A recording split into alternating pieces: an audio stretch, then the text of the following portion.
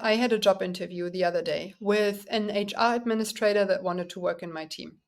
And I was speaking with this person asking why they are looking for this job. The answer that this person was giving me was, I have to be able to have a steady job. I want to make sure that I am not going to lose this job anytime soon because I have to provide for my family. My husband is at home, but he's unable to work. Our daughter is about to go to school and I have to pay the school fees.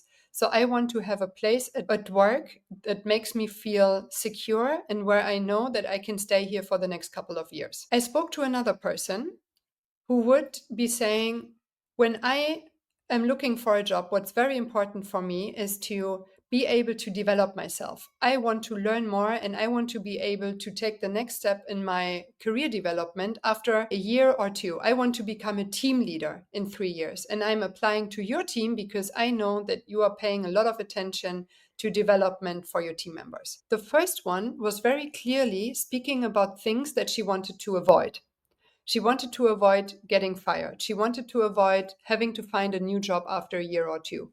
She wanted to avoid that she wouldn't have the money to support her husband at home or to pay the school fees for her daughter. For her, it was very much about, I need this job because I have to prevent negative consequences. In NLP, this is called away from. You want to make sure that something bad doesn't happen.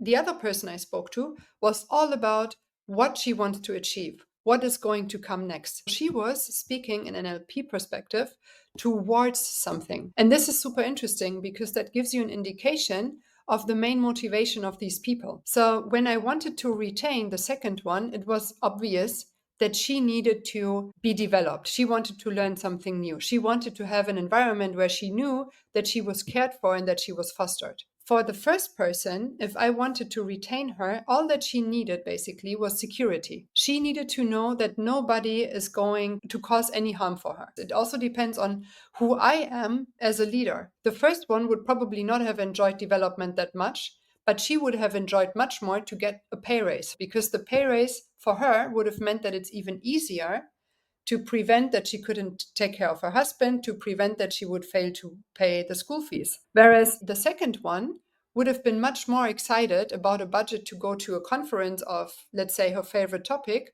over receiving a bonus payment, for example. So this is how you can handle people differently once you understood what really drives and motivates them.